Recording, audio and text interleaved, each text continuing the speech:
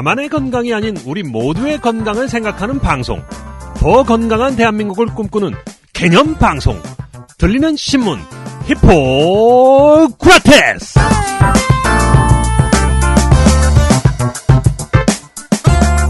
연일 계속되는 송년회로 얼마나 피곤이 쌓이셨습니까? 죽겠어요. 저희도 그렇습니다. 네. 자, 오늘 날씨가 그나마 풀려가지고 좀 다행이긴 한데요. 두 MC 컨디션은 상당히 안 좋은 것 같습니다. 네, 좀 얼굴 색깔에 술이 남아 있습니다. 네. 네. 제가 어제 새벽 1시까지 달렸다고 얘기했더니 김변은 난 3시까지 달렸다고.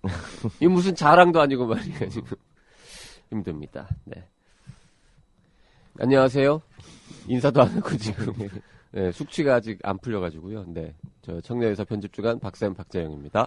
애청자 여러분들도 뭐 이해해 주시리라고 믿고 음주 방송을 좀 시작하도록 하겠습니다. 네. 예, 법무법인 세승 김선옥입니다. 네. 자, 히포크라테스 2014년 12월 19일 방송을 시작할 텐데요. 오늘은 청년의사가 선정한 2014년 의료계 10대 뉴스 이런 이야기를 주제로 쭉 말씀을 드리고요. 그 다음에 저 후반부에 가면은 대한공중보건의사협의회 김영인 회장이 깜짝 출연해서 저희와 얘기를 좀 나눠보도록 요새 하겠습니다. 공보위들에 대해서 여러 가지 문제점이 지적이 되고 있는데 네. 사실은 그렇지 않다라고 네. 소명을 하러 나온답니다. 그러게요. 네. 저희가 지난주에 좀 요즘 공중보건의사들 좀 이런 문제가 있다 막 얘기를 막 했는데 그게 꼭 그런 건 아니다. 우리도 할 말 있다. 이런 얘기를 하더라고요. 그래서 그럼 와라.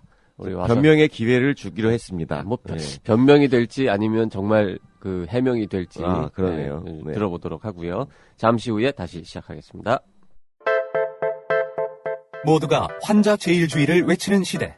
용감하게 환자는 두 번째라고 주장하는 책이 나왔다. 고객 만족을 넘어 환자의 경험으로, 질 향상을 넘어 서비스 디자인으로 진정한 병원 혁신의 개념과 실제. 환자는 두 번째다. 전 세계 병원들이 이제 환자의 경험에 주목하기 시작했다. 미국 의료계를 사로잡은 화제의 베스트셀러. 환자는 두 번째다. 무엇이 첫 번째인지는 책에서 확인하십시오. 자, 오늘은 뉴스 브리핑 대신에 송년 특집으로 2014년 의료계 10대 뉴스를 한번 되짚어 보도록 하겠습니다. 네, 청년의사에서 10개를 골랐습니다. 네. 자, 뭐 같이 수다 떨기 위해서 김은영 기자 자리하고 있습니다. 안녕하세요. 안녕하세요. 김은영입니다. 네. 자, 2014년 김은영 기자의 10대 뉴스는 뭐가 될지 모르겠습니다만 최소한 하나는 확실하게 들어가겠네요. 결혼한 거. 네. 네. 네, 그렇죠. 축하드립니다. 네, 감사합니다. 계속 결혼 관계를 유지하고 계신 거죠, 지금? 아, 그럼요. 네. 혹시 문제 생기면 김변한테 의뢰하는 걸로. 네, 그럴 일이 없어야 됩니다. 네. 저 새색 씨한테 무슨 쓸데없는 소리. 1대 뉴스는 결혼한 거, 2대 뉴스는 결혼을 유지하고 있는 거. 네. 좋아요. 뉴스가 참 없네요. 네, 저희가 의료계 10대 뉴스를 정했는데 뭐 순서는 딱히 중요하지 않습니다. 그냥 10개를 꼽았고요. 하나씩 짚어보도록 하겠습니다.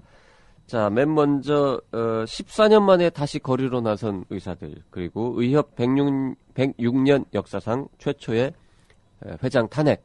요게 이제 꼽혔습니다. 예. 전반기 때는 거리로 나셨고, 그 다음에 후반기 때는 탄핵되시고, 그랬죠? 탄핵도 전반기 아닌가요? 최종적으로는 4월이니까. 네. 그런가요? 네. 예. 그러네요. 그러니까 작년 그 12월에 저 여의도에서 집회를 한번 했죠. 그리고 3월 10일 날 총파업을 했습니다. 뭐 하루밖에 안 했지만 그 14년 만에 벌어진 전면 파업이 뭐 의료계의 어떤 그 불만, 분노를 드러내는 데는 충분했다. 뭐 이런 얘기가 있고요. 근데 이제 이 파업 과정에서 노한규 회장 집행부 전 회장입니다만 하고 또 다른 의료계 지도자들하고 뭐 여러 가지로 하여튼 우여곡절이 있으면서 결국 시도의사회장들과 이 의협 회장이 서로를 막 맹비난하는 이런 일이 있었고 결국 탄핵이 됐죠. 4월 19일 날 열린 임시대의원 총회에서 178명이 출석했는데 136명이나 탄핵에 찬성표를 던졌었습니다. 이때 김은영 기자를 비롯한 우리 기자들도 뭐 의사협회 출입을 굉장히 여러 번 하느라 고생 많이 했죠. 네, 굉장히 그래도 재밌었습니다. 이런 경험을 또 언제 해보겠습니까? 그러게요. 재밌었어요. 파업. 의협 역사상 최초인데요. 네, 그죠? 예. 그렇죠. 그 파업 현장에도 나가고 그랬었죠? 네, 그때 이번 파업에서는 특히 전공의들이 이렇게 좀 많이 참여를 해서 그 열기를 굉장히 뜨겁게 열기가 달궈졌었는데요. 네. 그래서 그 전공의들 따라다니느라 정신이 없었습니다. 그렇죠. 사실 김은영 기자는 저 전공의 담당이거든요. 의사협회 출입 기자는 아니니까 주로 전공의들을 취재를 많이 했었죠. 그 김변 어떻게 생각하세요? 이게 변협 회장이 이렇게 불명예스럽게 이 회원들에 의해서 뭐 물러나거나 이런 경우는 없었죠. 없었죠? 예. 근데 이거는 있을 수도 있겠죠. 여러 가지로 지금 그래도 변호사 단체는 아직 정부로부터 커다란 이 어떤 탄압이라든지 제한을 받지를 않아가지고 이런 문제들이 생기지는 않는데요. 의사협회는 태생적으로 네. 이게 사실은 반공무원이잖아요, 의사들이. 그죠? 뭐 우리나라에서. 사회보험 체제를 네. 생각하면 네. 예, 그러기 때문에 국가에 의한 수가 제한이라든지 여러 가지 제한이 많습니다. 그러다 보니까 이제 회원의 권리를 보호하기 위해서 또는 좀 높이기 위해서 협회장이 항상 그거 갖고 노력을 하는데 그게 제대로 안 됐을 경우에는 이런 정치적으로 좀 탄핵을 받는 일들이 생길 수밖에 없는 것 같아요. 예. 그러게요. 네. 저희가 지금 10개 뉴스를 다 지금 봐야 되기 때문에 시간이 없습니다. 네, 두 번째 뉴스로 넘어가죠. 두 번째 뉴스 제목은 원격 의료로 시작해서 원격 의료로 끝나다. 이렇게 붙어 있네요. 네. 자, 저희는 지금 그 신문 청년에서 송년호를 보면서 얘기를 하고 있는데 이 빨리 다운받으신 분들은 아직 신문을 못 보셨을 것 같은데요. 네. 나중에 이 글자로도 잘 정리를 해놨습니다. 자, 사실 파업을 했던 중요한 이유 중에 하나가 이 원격 의료 도입이라는 그 주제가 걸려 있었기 때문이잖아요. 그래서 1년 내내 이 원격 의료 관련해가지고 뭐 시범 사업을 하니 마니 뭐 개정안을 제출하니 마니 이러면서 굉장히 시끄러웠고 결국 지금 9월부터죠 원격 모니터링 시범 사업을 일단 하고 있는데 뭐 시범 수가도 발표했고요. 네. 잘 안 되는 것 같아요. 그러게요. 뭐 원격 의료로만 얘기가 됐는데 또 이것으로 인해서 의료 민영화라는 얘기도 또 촉발됐었죠. 그렇죠. 네. 뭐 의료 민영화, 뭐 의료 영리화, 뭐 수많은 얘기들이 오고 갔고 그리고 이제 그게 의료법인 그 자회사 설립, 네. 또 뭐 메디텔레 의원 임대 허용 등등 투자 활성화 대책이라는 이름으로 정부가 발표한 거에 대해서 의료계에서는 계속 이제 문제 제기를 했죠. 그럼에도 불구하고 그 정부에서 시행하려고 하는 대책들은 계속해서 진행은 되고 있는 것 같습니다. 네. 자, 근데 이제 일각에서는 이 원격으로 얘기가 나와서 하는 말인데 이 언제까지 이렇게 계속 반대만 할 거냐? 뭔가 출구 전략이 필요하지 않냐? 이런 얘기도 하는데. 자, 그래서 이 원격 의료라는 게 이제 의사들이 가장 민감하게 생각하는 부분은 대면 진료를 대체할 수 있다. 그러면은 우리 안 그래도 지금 힘든데 나간다. 이런 얘기들을 하시는데 뭐 저도 사실 대면 진료 방식의 어떤 원격 진료 이게 한국에서 크게 잘 될 가능성을 그렇게 높게 보지 않습니다. 원격 의료라는 게 뭐 여러 가지 땅이 넓어서 접근성이 좀 떨어지거나 아니면은 한 번 진료하는데 굉장히 시간도 오래 걸리고 뭐 절차도 복잡하고 그리고 비용도 많이 들고 요런 경우에 이제 원격 의료를 함으로써 접근성도 높이고 또 간단한 질병 뭐 간단한 처방약 경우에는 짧게 진료를 보고 그리고 비용도 굉장히 저렴하게 할 수 있고 뭐 이런 조건이 맞아야 이제 활성화될 수 있는데 근데 우리는 그 세 가지 중에서 하나도 거의 해당되는 게 없잖아요. 원래 3분밖에 안 보고. 그다음에 엎어지면 코 닿을 곳에 의사들이 널려 있고. 그리고 비용도 굉장히 싸고. 그래서 원격 의료를 대면 진료 뭐 도입해도 그렇게 뭐 사회적 효용이 클 것 같지 않은데 문제는 정부가 하려고 하는 이유는 그 단순한 대면 진료만 있는 게 아니잖아요. 뭔가 다른 훨씬 더 넓은 범위에서 뭐 영어로는 텔레메디슨이라고 하지만 뭐 의료인 간 원격 의료 뭐 혹은 원격 모니터링 그리고 더 나아가서는 여러 가지 새로운 IT 기술을 활용해서 뭐 의료의 질을 높이고 비용은 줄이고 뭐 이럴 가능성에 대해서는 전 세계가 다 관심을 갖고 있기 때문에 우리도 그런 쪽에 준비를 좀 해보자 뭐 이런 차원도 사실 있을 텐데 그래요. 네. 사실은 지금 우리 의료 수출에도 텔레메디신 역할을 굉장히 많이 할 거거든요. 그러니까요. 예, 네. 가령 제가 카자흐스탄 갔다 왔지만은 네. 그 한국인 의사를 갖다가 그쪽에 파견하기보다는 원격 의료를 통해 가지고 어떤 원격지로 해서 그 의료에 참여한다든지 이건 굉장히 필요하더라고요. 그렇겠죠. 근데 그 부분에 대해서 뭐 해외에서 일어나는 일이니까 뭐 국가는 개입하지 않겠다라고 하는 거는 좀 한계가 있는 것 같고 그런 부분들에 대한 입법이 있어줘야지 또 하시는 분들도 마음 편하게 할 수가 있거든요. 네. 그 부분에 대해서 반대하는 의료인들은 없는 걸로 제가 알고 있는데. 그러니까요. 수출은 네. 해야겠는데, 그럼 뭐 하여튼 뭐 법적인 정비도 좀 해야 될 것 같고, 네. 뭐 좀 여러 가지 고민거리가 있습니다. 이제 해외 병원 수출 말씀하셨지만은 사실 카자흐스탄 같은데 뭐 우리 의사가 몇 명 간다 하더라도 한계가 있고 뭐 예, 아주 많이 갈 수는 없을 급여를 거고. 보상은 안 됩니다. 그러니까요. 그게. 워낙 그리고 급여가 작으니까. 현재 의사들을 교육시키는 것도 뭐 시간도 걸리고 한계도 있고 뭐 예를 들어서 뭐 이 영상 필름이라든지 뭐 병리 슬라이드라든지 이런 것들을 원격으로 이제 한국에 있는 의사한테 의견을 구하고 뭐 이런 식으로 해서 하면은 현지에서도 한국의 우수한 의료 서비스를 현지에서 받을 수 있다. 이런 식으로 이제 선전하기도 좋을 거고. 그렇죠. 네. 자, 제가 지금 이 얘기를 쭉 드리는 이유는 청년회사에서 그 박인숙 의원실하고 같이 연초에 1월 7일 날 오후에 국회에서 이 원격 의료 지금 이 뭐라 그럴까 이 교착 상태에 빠진 이 원격 의료 이거 어떻게 돌파할 건지에 대해서 좀 허심탄회하게 논의를 해보는 장을 마련을 했습니다. 아, 공청회가 있나요? 뭐 공청회까지는 아니지만 그냥 뭐 토론회. 토론회. 예.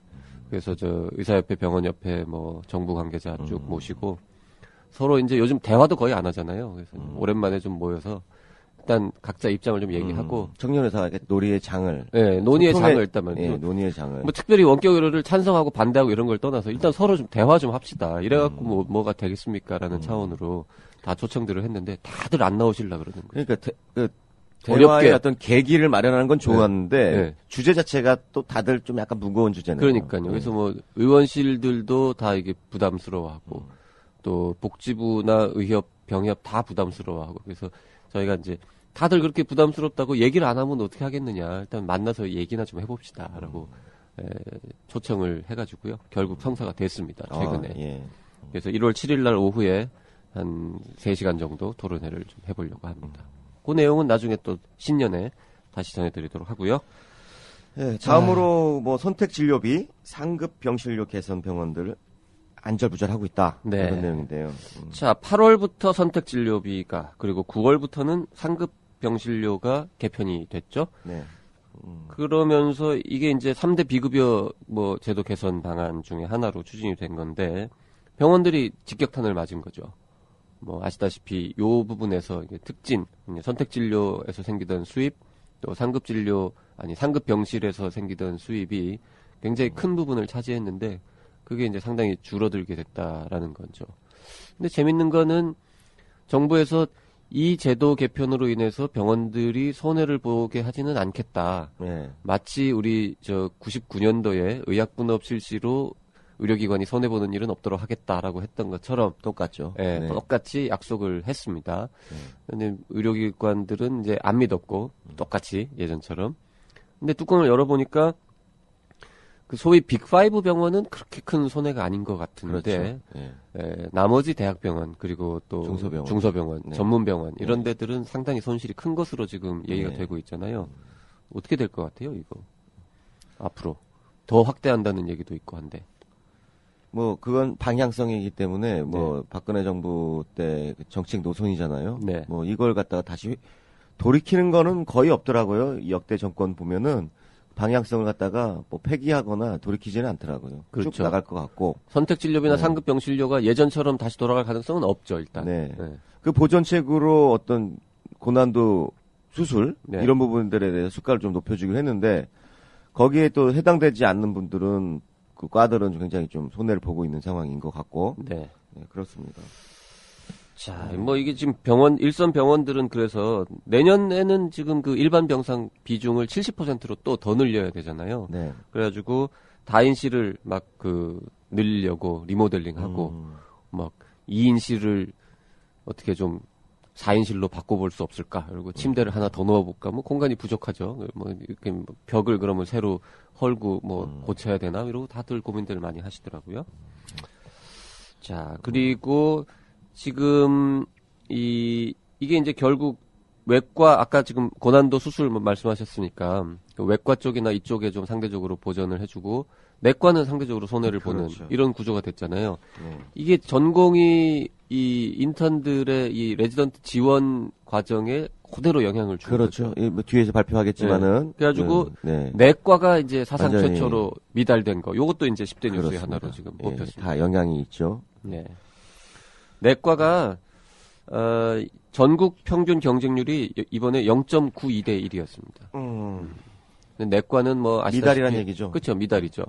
근데 이제 이 작년에도 1.05대 1이었던가 이렇게 해가지고 겨우 정원을 조금 넘겼기 때문에 이 일부 병원들에서는 이미 미달이 발생을 했었는데 올해는 전국 평균이 미달이고 당연히 수많은 병원들이 이제 미달이 된 거죠.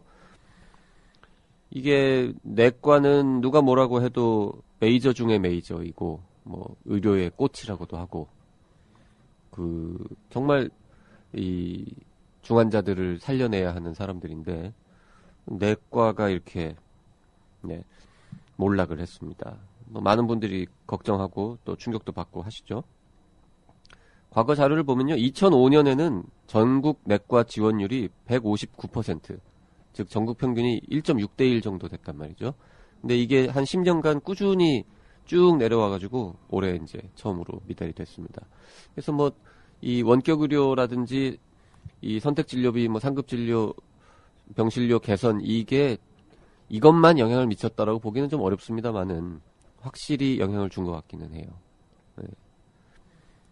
전공의들 김은영 기자, 네. 전공의들이 실제로 이제 내과 안 하려는 이유들이 여러 가지가 있죠. 네, 뭐 여러 가지가 있죠. 비전이 없다. 네, 앞으로 비전이 없어서 네, 뭐 내과를 지원했다가 그만두는 경우도 좀 현장에서 봤고요. 네, 방금 전에 말씀하신 것처럼 그런 원격 의료가 진짜 원인이 돼서 그만뒀다고 하는 전공의도 있다고 하더라고요. 네.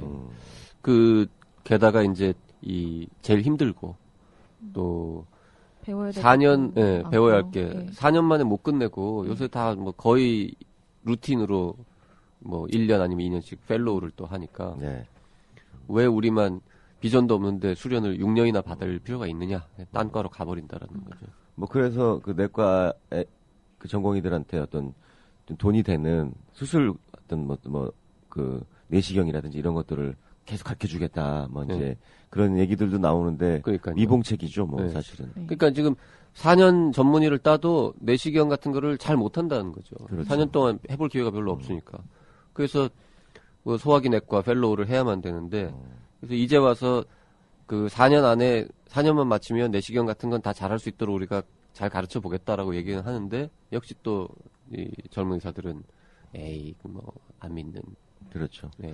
그러니까 이게 이제 10대 뉴스로 선정이 됐잖아요. 내과 문제 있다. 그래서 네. 미래 없는 내과. 네.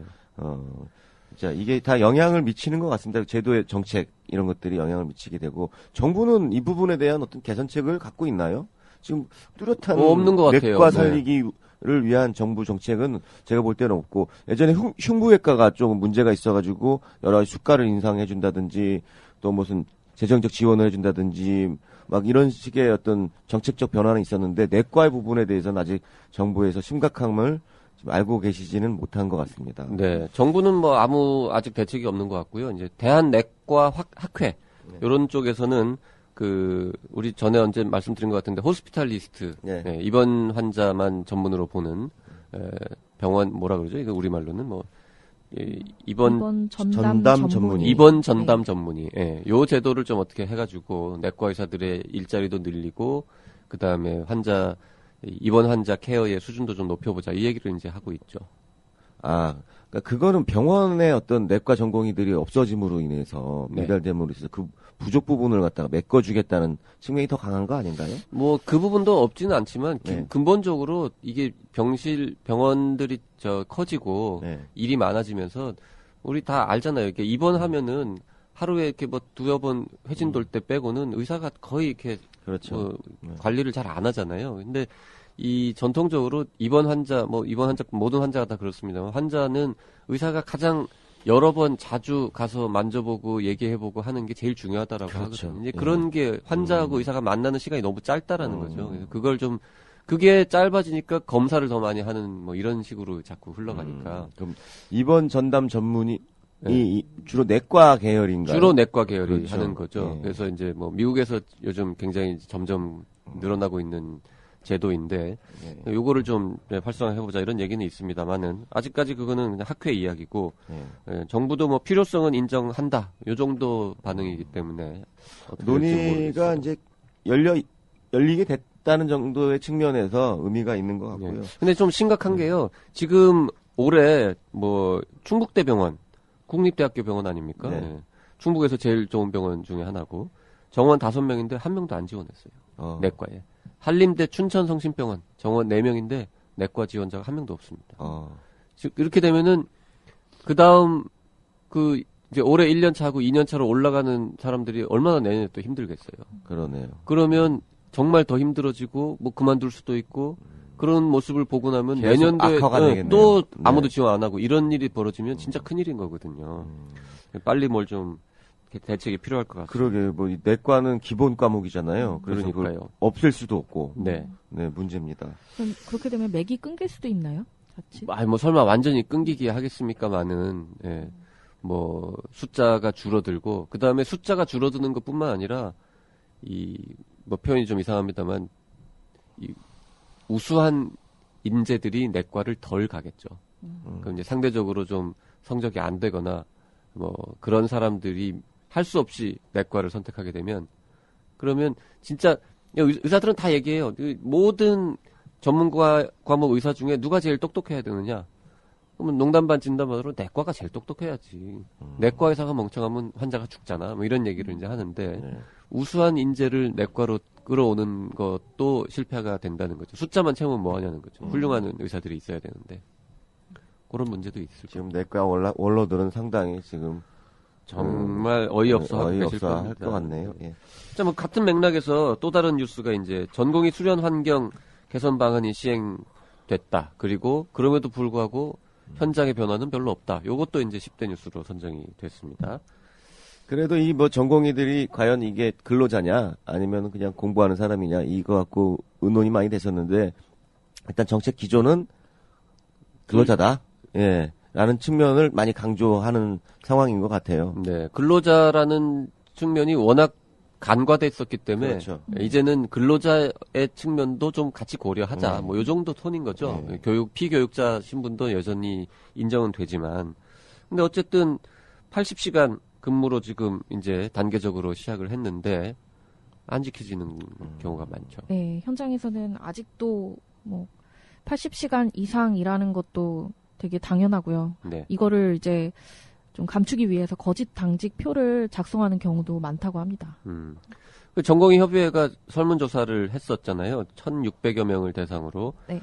예, 했더니 수련병원 측이 수련 현황표를 거짓 작성하라고 직접적으로 압력을 가했다라고 예. 답한 비율이 무려 44% 나왔습니다. 이거 요새 분위기 안 좋잖아요. 대한항공, 땅콩항공 얘기도 네. 그렇죠. 뭐 네. 국토부 가서 진술 같은 것들을 조작하라고 했다. 이거 굉장히 안 좋은 분위기인데 그렇게 하면 안 됩니다. 사실은. 그러니까요. 예. 근데 뭐 병원 측도 참 난감한 게 정부에서 80시간 하라고 뭐 정했고 그렇다고 뭐 여건이 변화된 여건은 건 변화가 없고 돈을 예. 더 줄 수도 없고 뭐 돈을 더 줘도 일을 더 시키면 안 되는 상황인 거잖아요. 지금 네. 법적으로는. 뭐 사람을 그럼 더 뽑아야 되는데 그럴 여력은 없고 그러니까는 그냥 하던 대로 일을 하면서 서류는 법 어기면 또 제재를 받으니까 할 수 그렇죠. 없이 수련병원을 하는 거고. 지정받으려면은 또 네. 그런 기본 서류도 있어야 되니까요. 그래서 좀 이렇게 거짓말을 할 수밖에 없는 이런 구조를 만드는 것도 참 문제이긴 하고 또 이런 와중에 특히 이제 아까도 얘기했지만 내과가 정말 힘들다 보니까 일부 몇몇 병원들에서 이 내과 전공의들이 또 파업하는 경우도 있었고 수련 환경 개선 안 하면은 특단의 조치를 하겠다. 네. 네. 예, 그런 얘기가 그거는 있었죠. 예, 원주 세브란스 기독병원 내과는 5일 동안 파업을 했었고요. 또 다른 몇몇 대학병원에서도 파업 뭐 얘기가 오고 가고. 그리고 뭐 내과는 아닙니다만은 계명대 동산병원 신경외과 같은 경우에도 뭐 지도 교수의 폭행 관련해가지고 예, 그게 이제 수련 환경 개선하고 그 안에 어떤 그 지도 교수의 문제점 이게 네. 같이 결부가 되는 경우들이 많더라고요. 그렇죠. 예. 네. 그러니까 지금 뭐 여러 가지로 전공의들이 뭔가 지금 뭐라 그럴까 이게 갈등의 핵 내지는 뭐 태풍의 눈 하여튼 곳곳에서 이 전공의 관련 문제들이 이 뉴스로 등장을 하고 있습니다. 네. 네, 되게 봤을 때 잠잠해 보이지만 굉장히 들썩들썩 하고 있는 중이거든요. 네. 당직비 소송 관련해서도 그렇고, 그래서 앞으로 좀 많이 전공의들 지켜봐야 될 것 같습니다. 네, 아 그래요. 우리 10대 뉴스에는 안 들어갔지만 그 당직비 소송에서 그 병원 측이 졌죠. 네. 최근에 건양대병원. 그거는 뭐 질 수밖에 없어요. 네. 예. 그 뭐 사법적 판단으로 그러니까요. 들어가면은 의사라고 뭐 특별한 대우를 해줄 수가 없거든요. 네. 그래서 그런 일을 앞으로 다른 병원이 또 안 겪으려면 미리 이렇게 딱 그 당직 뭐 얼마 시간당 얼마라든지 뭐 그 하루에 얼마라든지 이런 식으로 다 규정을 해가지고 사인 받고 이런 절차가 필요하다 그러더라고요. 그렇죠. 네. 예. 그래서 그런 준비를 좀 미리미리 한 병원들은 소송이 걸려도 병원 측이 승소한 사례들도 있고 한데 지금 이 건양대병원 같은 경우에는 준비가 좀 미흡했던 것 같아요. 그래서 패소를 했죠. 자, 그러면 이제 6번째네요, 벌써. 6번째 10대 뉴스는 심평원 적정성 평가에 반기 든 심장학회. 요게 선정이 됐습니다. 4월부터 시작됐었죠. 허혈성 심장질환 통합평가라는 거를 대놓고 우리 못하겠다. 거부를 하면서 이제 파문이 일었는데요. 이게 초유의 사태라고요? 이 평가 대상 의료기관이 276곳이나 있는데 거의 절반인 121곳이 자료 제출을 아예 거부하고 그리고 이 121곳이 주로 다 큰 병원들이었잖아요. 네네. 네. 그래서 여러 가지로 이제 갈등이 있었는데요. 심평원의 적정성 평가를 그 학회가 거부한 이유는 뭐였죠? 행정적인 부담하고 임상 현장을 반영하지 못했다는 그런 지적이었는데요. 너무 평가 지표에만 매달리거나 아니면 줄 세우기식 평가를 했다는 그런 방식이 굉장히 문제가 돼서 이제 반기를 들고 나섰다고 합니다. 그 평소에 심평원이 다른 질환에 대한 적정성 평가할 때부터 쭉 쌓여있던 어떤 불만 이런 게 복합적으로 작용했다 이런 얘기도 있죠? 네, 맞습니다. 이번에 심평원이 진행하는 적정성 평가에 대해 이렇게 쌓였던 그런 불만이 허혈성 심장질환 통합평가를 계기로 한꺼번에 이제 터져 나왔다는 말도 있었습니다. 그래서 뭐 그 다음에 뇌졸중 학회도 비슷한 얘기가 있었고 그러면서 뭐 의협, 병협, 의학회 등이 다 나서가지고는 이 적정성 평가 개선 어떻게 할 건지 좀 논의해보자 뭐 이런 얘기도 있었고 결국 그래서 어떻게 됐어요? 결론은? 일단 논란은 심평원 산하 중앙평가위원회로 번져서 구조를 개선해야 된다는 여론이 형성이 됐고요. 심평원은 의료계하고 의학회 등이 참여해 적정성 평가 발전 방안을 이렇게 논의하는 국민의료평가발전위원회를 구성해서 지금 논의하고 있습니다. 국민의료평가발전위원회. 야, 이름이 멋있네요. 이름은 뭐 거창하네요. 거창한데 평가라는 거죠. 이게 적정성 평가를 해보겠다. 자, 뭐 심평원의 적정성 평가 안 할 수는 없는 일이잖아요. 사실 의료의 질 관리 측면에서. 네. 근데 어떻게 하면은 좀 이 진짜 각 분야의 전문가들이 이 협조하고 수긍할 수 있는 그런 적정성 평가가 될지 또 그 평가의 결과가 국민들한테 공개됐을 때 실질적으로 얼마나 도움을 줄 수 있는 또 평가가 될지 이런 부분에 대해서는 계속 좀 고민해봐야 될 것 같아요. 네. 심평 원장님께서 또 의사 출신이 되셨잖아요. 네. 네. 참 잘 하실 수 있을 거라고 생각합니다. 저 10대 뉴스에는 안 나오지만 그러고 보니 심평원장하고 건강보험공단 이사장이 다 지금 네. 의사인 네, 의사 출신. 네. 이것도 처음 있는 일이죠. 예, 심평원장은 뭐 과거에도 의사가 맡은 적이 많았죠. 있지만 예. 공단 이사장이 의사인 거는 글쎄 뭐 아주 옛날은 모르겠습니다만은 뭐 없었던 일이 아닌가 싶은데. 그러네요. 예. 예. 정치적 인물들이 좀 많이 들어갔었는데 네. 비교적 덜 정치적인 인물이 들어가셨죠. 성상철 네. 전 서울대 병원장님, 네. 병협 회장도 하셨고. 그렇죠. 네. 그 병협 회장이나 서울대 병원장 경력보다는 그 박정희 기념사업회 일을 하신 경력 때문에 낙점을 받은 게 아니냐라는 뭐 일부의 뒷얘기도 있죠. 예, 네. 있기는 합니다만은 어쨌든 뭐 보건의료 분야에 대해서는 누구보다도 잘 아는 분이 이번에 공단 이사장이 됐으니까 그것도 이제 뭐 달라지는 게 있을지 좀 봐야죠. 네. 네. 자, 7번째 네. 뉴스는 의료도 코리아 넘버원 해외로 눈 돌리는 대형 병원들. 네. 작년에 좀 많이 많이 나갔다고. 갔죠. 예. 네. 올해 2014년. 아, 그렇죠. 예. 2014년. 네. 자, 올해 아주 사실 뭐 최근 몇 년 동안 병원 수출 얘기가 굉장히 많이 나왔죠. 네. 그런데 그 결실이 이제 뭐 한꺼번에 여러 개가 이렇게 짠 하고 나타나기 시작한 해가 아마 2014년이 아닌가. 네. 서울대병원이 중동에 진출, 큰 규모의 어떤 네. 계약을 성사를 시켰고. 네. 그거는 네. 2015년에 개원이래요. 벌써. 그렇죠. 네. 예. 그리고 그게 어디죠? 아랍에미레이트에 네. 갔고. 그 다음에 연세의료원은 중국 이싱의 이 검진센터를 설립을 이미 했고, 그 다음에 더 크게는 청도에 이 세브란스 브랜드로 1000병상 규모의 종합병원을 설립하기로 했다는 발표를 가을에 해가지고 또 관심을 모았죠. 네. 자, 이 연세의료원의 사례는 그쪽에서도 특히 계속 이제 강조하는 게 우리는 이 위탁 그냥 남의 병원을 대신 운영해주러 가는 게 아니라 이 브랜드도 들고 간다. 그래서 더 좀 높은 차원의 의료 한류를 이끌어 보겠다. 그래서 뭐 존스 홉킨스 하면은 온 세계가 다 아는 것처럼 세브란스라는 이름을 여기저기에다가 이렇게 아무데나 갖다 세브란스라고 깃발 꽂으면은 사람들이 좋은 병원이구나 하고 믿고 찾아올 수 있는 이런 거를 해보겠다는 원대한 꿈을 가지고 아직은 뭐 갈 길이 멀겠습니다만은 그리고 저 김변희 얼마 전에 카자흐스탄 네. 그거는 이제 강남 세브란스 병원이 주축이 됐죠. 네. 강남이 간 거군요. 그렇죠. 그러면. 예. 그것도 검진센터죠 일단은. 네, 시작은. 그렇죠. 예. 그렇지만 이제 장기적으로는 종합병원 네. 그리고 의과대학까지 컨설팅을 할 수 있는 여건들을 만들어 놨습니다. 그리고 뭐 그 가톨릭 대학교에서도 지금 진출을 하고 있고 그리고 뭐 작은 좀 병원들도 여기저기 지금 해외 진출을 활발하게 하고 있죠. 네. 자, 2015년에는 뭐 병원들의 해외 진출 또 반가운 소식들이 더 많이 들려오기를 기대를 해보겠습니다. 8번째 소식은 성형공화국 대한민국의 민낯이 드러났다. 이런 제목의 계속 기사가 요새 있네요. 네. 지금 이걸 방송을 녹음하는 이 시점에서도 또 문제가 생겨서 사망하는 사건들이 발생하고요. 그러니까요. 네. 네.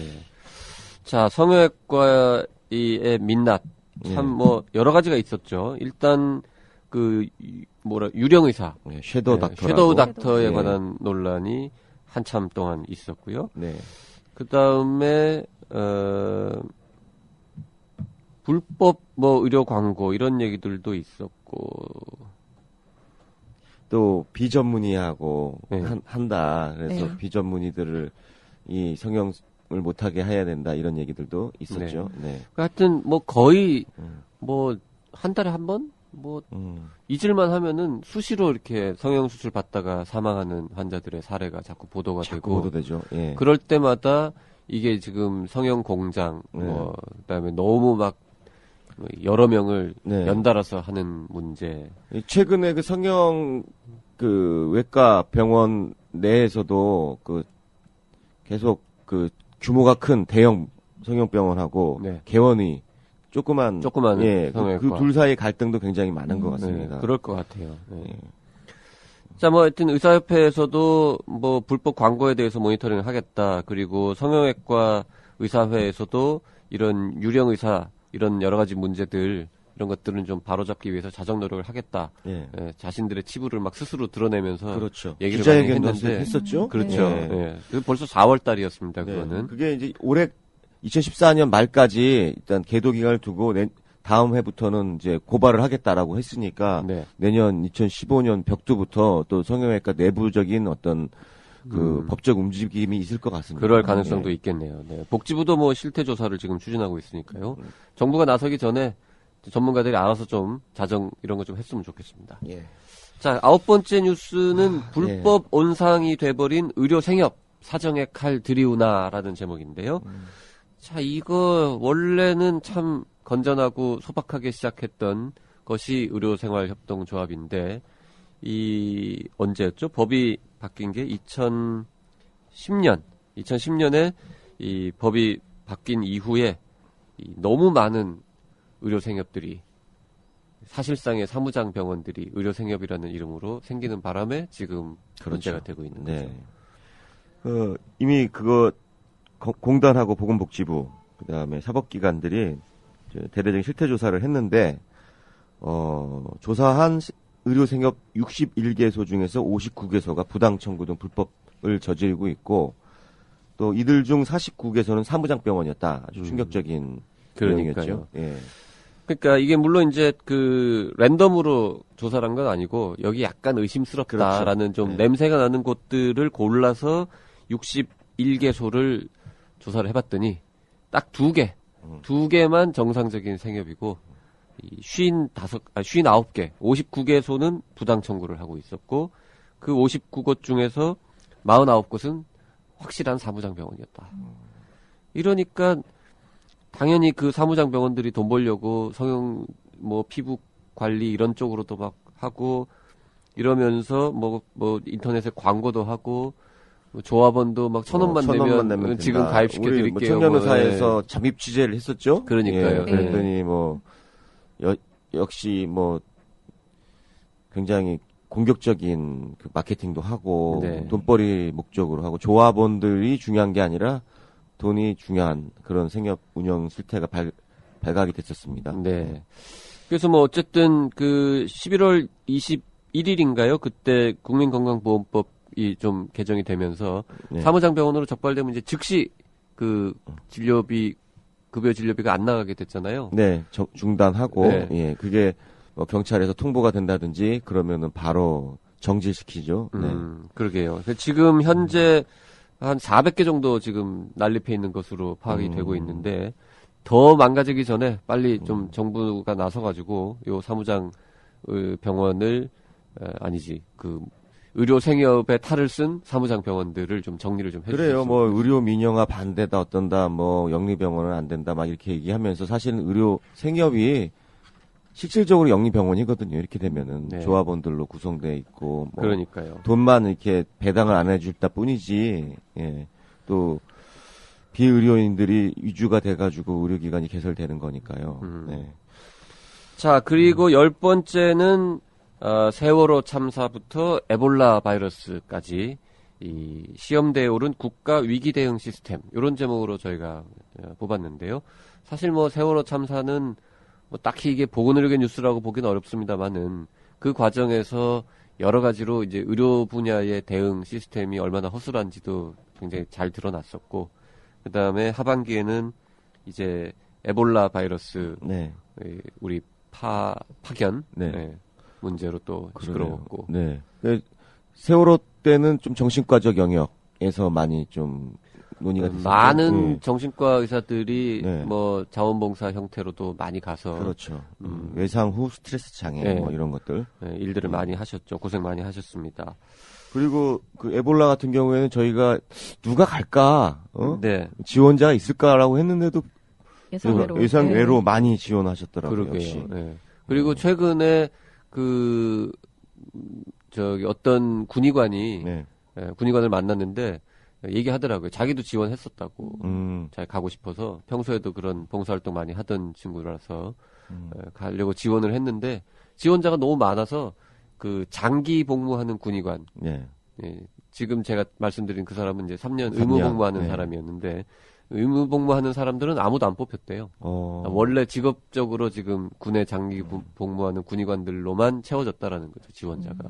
멋있습니다. 네. 예. 이런 가서- 부분들은 진짜 우리나라 의사들 칭찬해줘야 돼요. 그러게요. 지금 이제 의사 4명 그리고 간호사 6명으로 구성된 대한민국 긴급구호대 시에라리온, 참 여러 가지 상황이 안 좋던데요. 이 위험한 곳으로 이미 떠났습니다. 네. 활동을 하고 계신데 다들 자, 일 많이 하시고 건강하게 돌아오시기를 그러게요. 기원하겠습니다. 이게 사실 큰 경험이 돼서 우리나라라고 이런 어떤 이 감염성 질환, 이런 질병들, 이런 것들 안 발생한다는 보장이 없잖아요. 네. 이런 것들을 한번 해봐야지 또 우리나라에서 또 그 위기 대응할 수 있는 실질적인 전략도 생길 수가 있고 정책도 생길 수가 있어서 굉장히 중요한 일이라고 봅니다. 네. 지금 우리나라가 세월호 이전에요. 재난의료라는 예. 분야로 책정된 정부 예산이 1년에 20억이었다. 아, 이번에 이제 세월호 이후에 5배로 늘어가지고 100억. 뭐 100억이라 그러면 커 보이지만 사실 또 이게 전체로 보면 쪽에 보면 작은 얼마 돈이잖아요. 없죠. 예. 네. 앞으로 더 늘어나야 될 것 같고 우리가 민감한 문제라서 정부에서는 잘 얘기를 안 합니다만은 가령 이제 뭐 북한 정세가 좀 급변한다든지 그렇죠. 하면 예. 지금 보건의료 분야에서 또 굉장히 심각한 문제들이 많거든요. 이거 어떻게 대처할 건지에 대해서 준비를 많이 해야 됩니다. 이번에 그 에볼라 관련해가지고 우리가 축적한 경험들이 앞으로 다른 여러 곳에도 유용하게 활용될 수 있을 것이라고 생각을 하면서 자, 여기까지 하면서 예. 이제 의료계 10대 뉴스, 2014년 10대 뉴스를 정리를 마쳐보도록 하겠습니다. 자, 잠시 광고 듣고 계속 이어갑니다.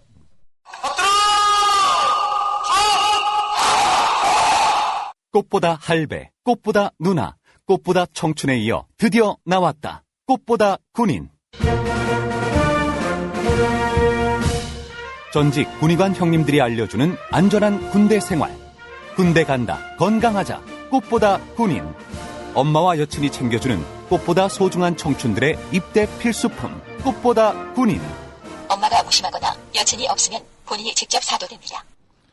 자, 저희가 방송하는 내용을 듣고 뭐 여러 가지 이제 반응을 보이시는 분들이 네. 가끔 있습니다. 댓글이 하나 달렸는데요. 83회 잘 들었습니다. 40대 개원의사입니다. 제가 친구 병원에 이사로 이름이 올라 있습니다. 몇 년 됐고요. 친한 친구가 부탁해서 허락했고 금전을 받은 건 없습니다. 1년에 한 번쯤 이사회에 참석하거나 서류에 도장을 찍어줬고 가끔 만나면 밥값을 그 친구가 내는 정도? 자, 이렇게 큰 문제의 소지가 있는 건 줄 몰랐습니다. 그럼 저는 지금 당장 어떤 조치를 취하는 게 가장 좋을까요? 지금이라도 이 사진에서 이름을 빼면 되는 건가요? 실제로 요새 이걸 단속하거나 하지는 않는 거죠? 불안하네요. 이런 댓글이 달렸습니다. 이건 이제 예, 이중개설 부분이 예. 이제 의료법인까지 미치게 된 거죠. 예. 어찌됐든 간에 개설하고 있는 의사가 또 다른 의료법인에 이사로 들어갔을 경우에는 우리 의료법 33조 8항에 어떠한 명목으로든 그 두 군데 이상 의료기관의 운영에 관여할 수가 없다. 이런 규정 때문에 이런 일이 생겼는데요. 네. 그러니까 자기가 개설하고 있는 병원은 운영을 하고 있는 게 맞고 그 다음에 친구 병원에 이사로 돼 있으면 그 경영 활동에 대해서 관여를 하게 되는 거죠. 사실은 그러니까 두 군데 병원을 관여하게 되는 그러니까 이사로 상황이 된 이름만 거죠. 올라 있어도 무조건 그렇죠. 관여한다고 본다라는 거죠. 그렇죠. 법적으로는. 예. 네. 그 이미 법제처 유권 해석도 그렇고요. 예. 그래서 단지 그냥 이름만 빌려줬다. 가끔 만나가지고 뭐 서류에 사인해줬다. 네. 이런 것 자체로 면피가 될 수는 없다는 게 이제 법적 관점인 거죠. 돈을 안 받은 거는 뭐 전혀 돈 여부하고는 상관이 없습니다. 상관이 없는 거고. 네. 그렇기 그 때문에. 사실 그러면 이 지금 댓글 달아두신 느무느무 축다님은 좀 큰일인 거죠. 이게 만약에 진짜로 단속이 돼버리면. 단속이 돼버리면은. 대박이죠, 예. 대박. 일단은 면허정지 3개월에. 네. 네. 그 형사처벌까지도 될 수 있는 위기에 있는 것을 해석할 수밖에 없어요. 보건복지부에서도 그렇게 해석을 하고 있고요. 법제처인가요? 네, 유권 해석이 나왔기 나왔고. 때문에 네. 그래서 아마 이게 그 헌법 소원이 들어가 있고 또 위헌법률 심판 제청이 돼 있는 사건이기 때문에 뭐냐면 그 위헌법률 심판 제청을 했다는 뜻은 형사 재판을 하던 중에 형사 재판을 멈추고 이 판사가 위헌법률 심판 제청을 헌법재판소에다가 올려놨기 때문에 헌법재판소도 마냥 느리게 할 수는 없어요. 왜냐하면 재판이 진행 중인 사건이기 때문에요. 네. 그래서 아마 기대컨대 2015년도에는 가부간의 결론이 나오지 않을까. 만약에 그 결론이 좀 위헌 여지가 있다라고 안 나온다면 네. 이 부분에 대해서는 어찌게 됐든 간에 문제가 제기될 가능성이 높죠. 그러니까 자체적으로 그 보건복지부에서 단속이 나온다든지 네. 뭐 이거는 뭐 등기에 등재돼 있는 게 너무도 쉽게 확인이 되기 때문에 그렇죠. 지금 뺀다고 네. 과거에 그게 없어지는 것도 없어지는 아니고. 건 아닙니다. 네. 예, 그래서 그래도 좀 이런 부분에 대해서 잘 몰랐다라고 할 수는 있을 것 같아요. 그러니까 지금이라도 이사직에서는 나오시는 게 현재로서 할 수 있는 건 네. 이사진에서 이름을 빼는 거 말고는 네, 뭐 할 수 있는 게 뭐 없는 거죠. 일선 지자체 같은 경우에서 의료법인 관리하는 쪽에서는 이렇게 확인이 되는 경우에는 이사직을 그만둬라라고 행정적으로 어떤 명령 내지는 권유를 하고 있다고 제가 알고 있습니다. 네. 네. 지금 마지막에 질문하신 게 뭐 어떤 조치를 취하는 게 좋으냐? 뭐 할 게 없고 이사진에서 지금이라도 이름을 빼라라는 거. 그다음에 뭐 사직을 사임서를 내야겠죠. 네, 예, 그리고 이사진에. 요새 이걸 실제로 단속하지는 않는 거죠?라고 물어보셨는데 단속을 하고 있진 않아요. 그게 지금 그 형사재판 중에 헌법재판소까지 갔기 때문에 뭐 그런 이유일 수도 있고요. 그런 사안은 보통 단속하지 않잖아요. 일단 기다려 보는 거잖아요. 그게 하나의 명분이 되는 거죠. 네. 복지부에서도, 이거는 헌법재판이 붙어 있으니까 그걸 좀 추이를 보겠다라는 명분은 되는데, 사실상 그게 뭐 강제적인 건 아니고, 언제라도 뭐 내부자가 고발을 했다든지, 그럴 수 예, 있죠. 그렇게 누가 되면은, 고발하면은. 사법기관 입장에서는 뭐, 그게 악법이든 좋은 법이든 간에 그 법에 따라서 그 처리를 해야 되기 때문에, 법적으로 굉장히 불안한 상황이기는 맞습니다. 그렇네요. 네. 이게 헌법재판소가 통진당 사건도 끝났고 이제 좀 할까요? 이거를 빨리? 그렇겠죠. 제가 아까 바쁜 것 모두에서 같은데. 말씀드렸듯이 지금 형사재판이 진행 중인 게 홀딩이 됐기 때문에 네. 그냥 마냥 기다리게 할 수는 없을 겁니다. 네. 자, 그리고 저희가 평소에도 뭐 공중보건의사 관련 주제를 자주 다룹니다만은 지난주죠. 바로 지난주에 이 국민권익위원회에서 각종 수당 또 리베이트 이런 거를 받은 공보이들을 뭐 대거 그렇죠. 발표해가지고 네. 저희가 막 이제 이 공보이들이 이래거 되겠냐 뭐 이런 얘기를 그렇죠. 좀 예. 했잖아요. 아직도 이러고 있냐? 막 그러니까. 개탄스럽다. 예, 이런 제가 얘기를 대국민 사과도 하고 막 그랬어요. 예, 공보입 고문 변호사로서 그랬더니 역시 예. 그런 건 아니다라고 또 이제 반론을 그러니까요. 필요하다. 그래서 직접 공중보건의사협회 회장님께서 나오셨습니다. 어려운 걸음 하셨습니다. 네, 예. 자, 지금 현재 대한공중보건의사협의회 회장 맡고 있는 김영인 선생님 나왔습니다. 안녕하세요. 네, 안녕하세요. 네. 대한공중보건사협의회 회장 맡고 있는 김영인이라고 합니다. 자, 공보의협회 회장은 1년 하는 거죠? 네, 뭐 보통 1년 하는 경우가 많고요. 사실 이제 저희가 3년차 때 보통 많이 하기 때문에 네. 1년 이상 하기는 조금 어려운 점은 있습니다. 네. 그러면 지금 언제부터 언제까지 회장직을 수행하고 있죠? 제가 올해 2014년 3월부터 네. 2015년 2월까지 몇 달 안 남았네요. 네. 이제. 자, 일단 지난주에 못 들으신 분들도 있고 해서 뭐 어디서부터 얘기를 해야 될까요? 예, 권익위 보도자료부터 들어가죠. 뭐 바로 그렇죠, 뭐. 예, 예. 지금 문제가 됐던 게 네네네. 그거니까. 예. 자, 권익위에서 지금 나온 보도자료만 일단 먼저 보면요. 다수의 공보위 배치기관들이 공무원 보수 수당 교정에 허용하지 않는 진료 성과급, 격려 수당 등을 신설하거나 아니면 당직 수당이나 초과 근무 수당 등을 무분별하게 지급했다. 이렇게 적혀 있고 그 구체적인 예로서는 또 뭐 공보위 A 보건소 공보위 15명은 허위로 출장을 신청한 후에 이를 본인이 직접 결제해서 출장비 20만 원을 월 정액 형태로 계속 수령했다. 또 뭐 기지급된 명절 휴가비를 추가로 지급하거나 뭐 업무 활동 장려금을 지급 상한선까지 매월 고정 지급한 사례도 있다. 등등등등.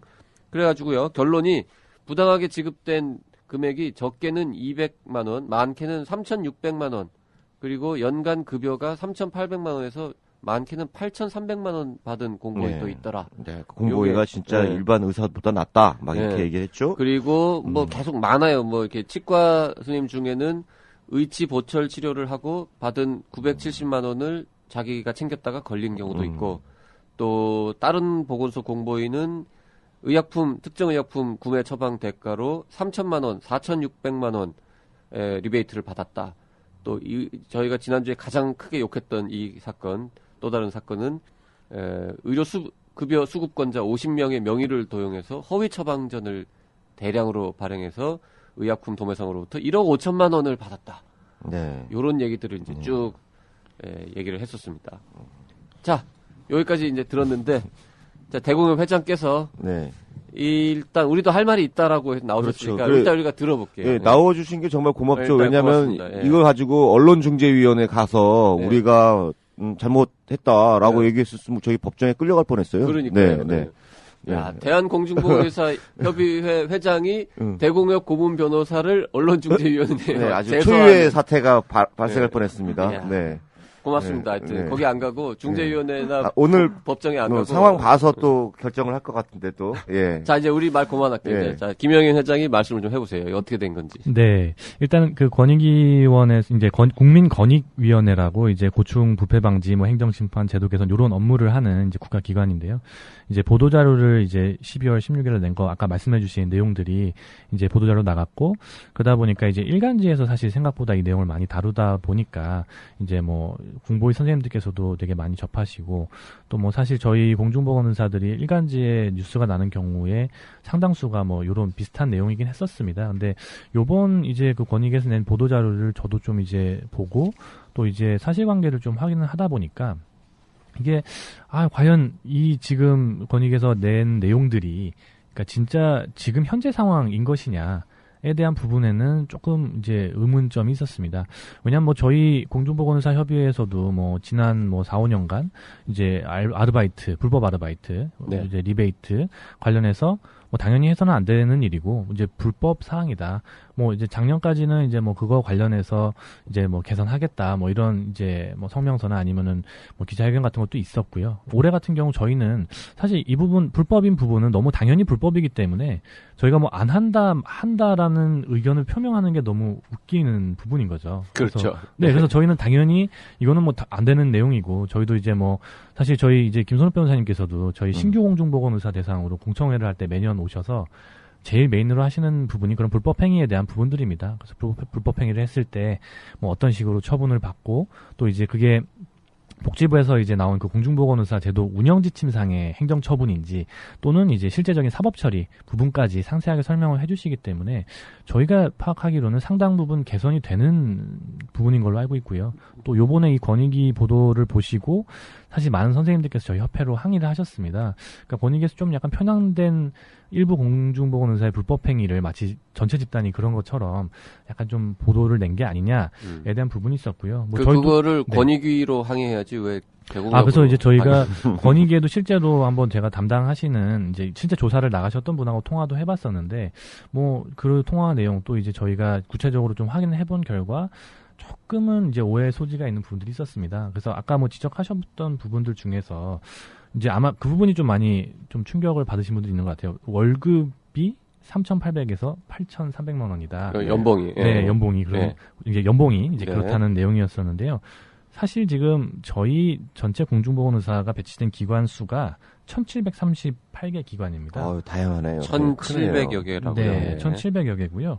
주로 이제 보건소와 보건지소가 메인이라서 보건소가 149개, 그다음에 보건지소가 1,235군데입니다.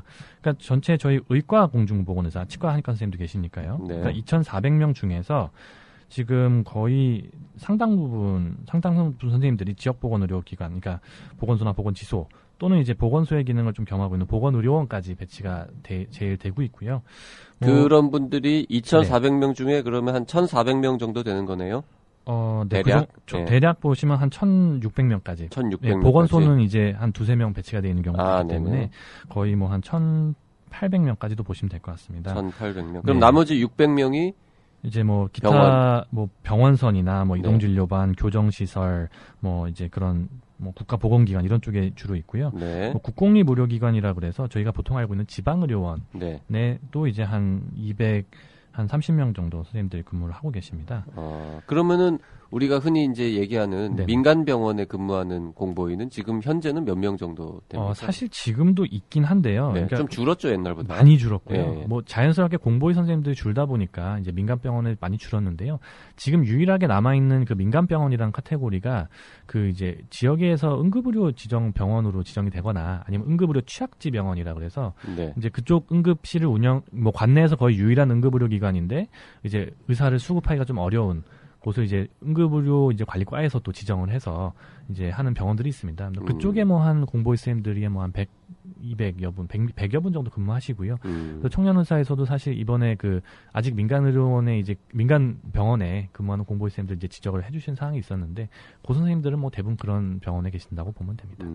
근데 이번에 그 권익위에서 이제 조사를 나갔는데요. 그래서 보도 자료에는 나오지는 않았고 이제 이제 아마 저희 각 시도로 보낸 그 개선 방안이라는 어떤 문건이 있습니다. 그래서 네. 뭐 이 부분도 뭐 각 시도에 다 공개된 내용인데요. 네. 그래서 공중보건에서 행동강령 준수를 위한 개선 방안이라는 데를 보면은 지금 총 한 12군데 기관을 방문했습니다. 근데 이제 그 전체 1470개 기관 중에서 12개 기관을 방문을 했는데 그 12개 기관의 상당수가 이제 그 이제 의료원급 기관이었고요. 그러니까 지방 의료원 카테고리에 속하는 곳이 꽤 많았고, 뭐 보건소 몇 군데도 사실은 갔긴 했습니다. 근데 그러다 보니까 이제 전체 집단에 비해서 조금은 이제 저희 왜 의료에서 말하면 좀 바이어스된 좀 표본이라고 해야 되나요? 네. 당연히 월급을 조금 더 많이 받을 것으로 예상이 되는 기관들 위주로 방문을 했었고요. 또 주로 그쪽에 전문의 선생님들이 계시고 또 이제 야간의 당직이라든지 뭐 응급실 같은 경우에 뭐 3명이서 24시간 교대로 그냥 1년 내내 운영하는 이제 그런 기관도 있었습니다. 그러니까 조금은 근무 시간도 많고 그러다 보니까 이제 초과적인 어떤 수당이나 이런 부분들을 기존에 많이 받아오시던 분들이 있는 기관으로 갔고요. 뭐 아무래도 지방의료원 같은 경우에 엄밀히 말하자면 공무원이 아니고 이제 일종의 공공의료기관이기 때문에 저희 공중보건의사는 사실 신분이 임기제 공무원이거든요. 그러다 보니까 공무원으로서 이제 받을 수 있는 보수의 어떤 범위가 그 의료원에 계신 직원분들하고는 좀 다른 부분이 있었던 거죠. 그러다 보니까 이제 의료원에서는 그냥 자기 직원들 이제 주던 기준대로 이제 지급을 하던 건데 이번에 지적을 받고 보니까 공보위는 공무원이고 또 지침이 또 있기 때문에 이거대로 줬었어야 된다라는 사실은 지적 사항이었습니다. 그래서 보수에 대한 부분이 물론 이제 뭐 아까 말씀하신 것 중에 뭐 출장을 허위로 신청했다. 이건 공보위 본인의 어떤 귀책 사유가 당연히 있는 부분인데요. 지방 의료원에서 이제 좀 추가로 지급했다라는 부분들이 뭐 공보위 선생님들 그걸 알고도 받았다고 하면 당연히 법적으로 할 말은 없지만 네. 그래도 이제 지급을 한 기관에서 사실은 뭐 잘못 인지하고 있던 아니면 뭐 고의성이 있었던 간에 잘못했던 부분이 있었는데 뭐 사실 일간지에 나기에는 공중보건의사가 부당하게 본인들이 뭐 마치 이제 종용해서 수령한 것처럼 났다 보니까 이제 그 심지어 이제 의료원에 근무하신 선생님들 입장에서도 아 이건 좀 사실하고 다르지 않는가 뭐 그런 의견들을 주셨습니다. 그럼 뭐 좀 어떻게 보면은 그 의료원에 편입돼 있기 때문에 의료원 기준대로 돈을 지급한 거고 주니까 받은 건데 네네. 지금 그러면 이게 지적이 돼가지고 받은 거 좀 토해냈나요? 뭐 그것까지는 제가 사실관계 확인은 네. 못했는데요. 뭐 이미 지금 이 권익위 조사가 3월달에 올해 3, 4월달에 진행이 됐었고요. 네. 그 조사가 간 이후 바로 시정이 된 곳이 꽤 많았습니다. 네. 그래서 그 장래적으로 뭐 그 변동이 생긴 건지 과거에 받은 것까지 다 환수에 대한 내용까지는 네. 제가 확인을 못했고요. 이제 한수는 어려울 것 같지 않나요? 네. 그렇죠. 법적으로.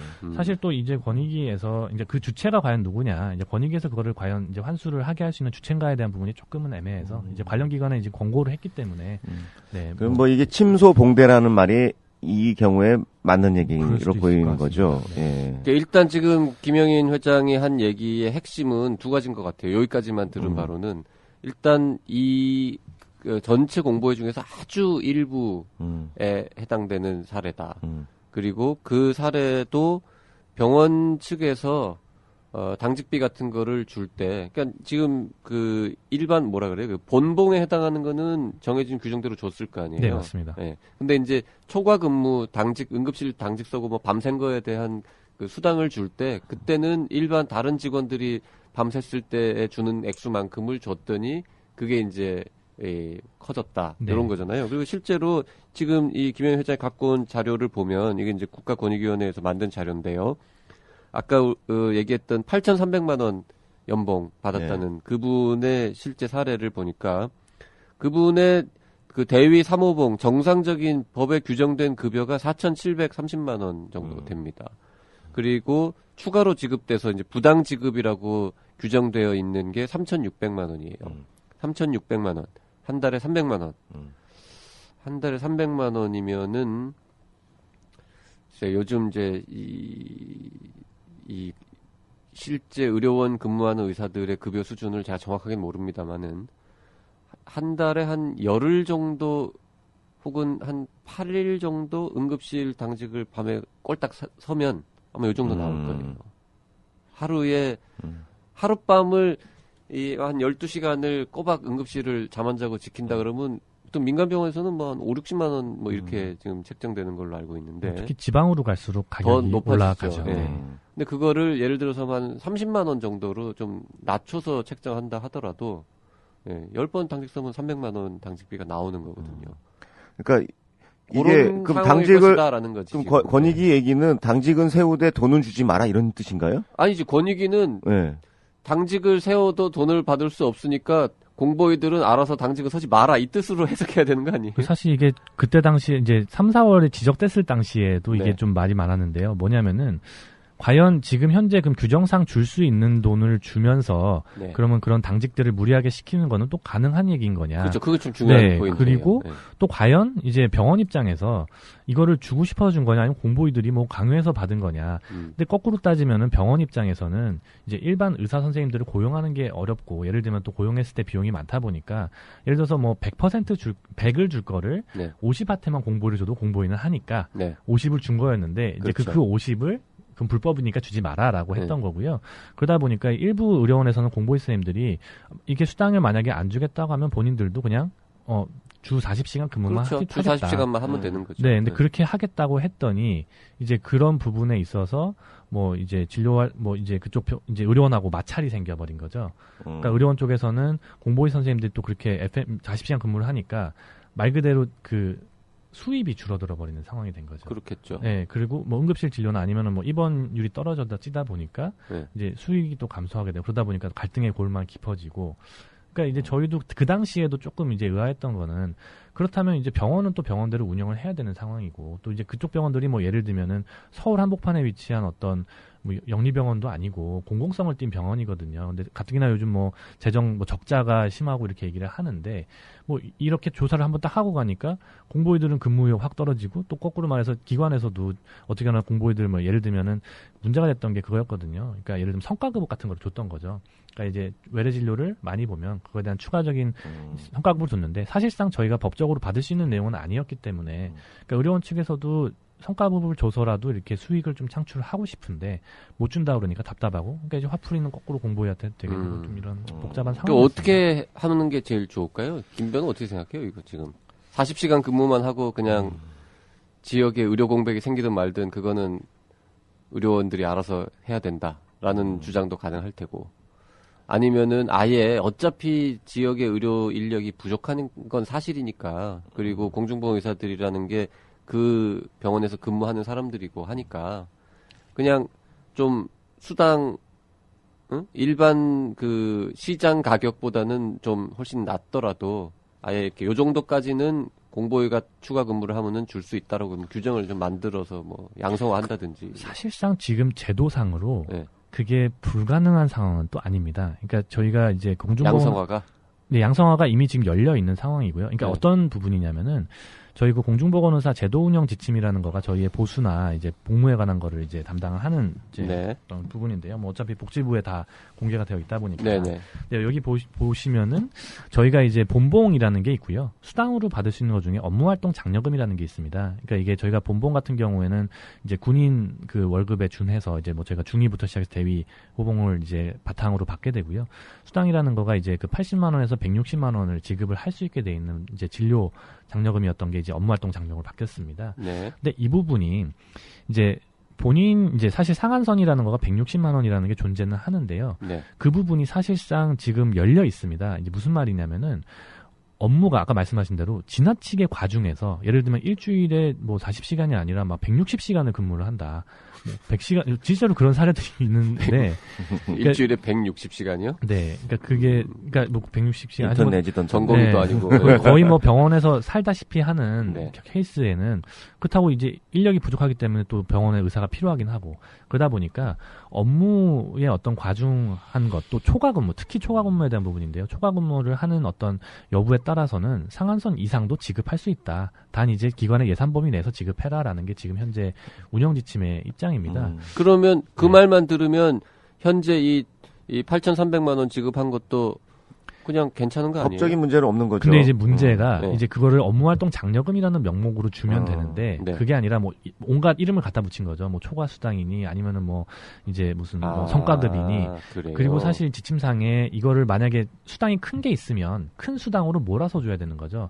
예를 들어서 업무활동 장려금은 이미 뭐 160만 원 받고 있는데 여기다가 추가 수당을 추가로 줬다. 네. 왜냐하면 이제 또 지침상에 보면은 가장 큰 수당만 지급하게 돼 있거든요. 그러니까 이제 업무활동 장려금으로 이제 업무의 어떤 그 가중도를 따라서 몰아서 줬으면 지침상 위배되는 사항은 아닌데 뭐 네. 의료원에서 사실 이 지침 왜냐면 공보위 몇 명 관리하자고 이 지침을 막 또 엄청나게 열심히 공부를 할 수 있는 또 현실적인 상황이 아니다 보니까 그런 부분들을 정확하게 이해를 못했고 어떻게 보면 이제 권익위에서도 사실은 그냥 80에서 160만 원 상한선이라는 거가 2년 전 기준이거든요. 네. 그게 이제 2013년도 지침 개정을 통해서 이제 열려져 있었는데도 불구하고 어떻게 좀 과거 그거에 기준으로- 대한 숙지를 못 하셨네 또. 네.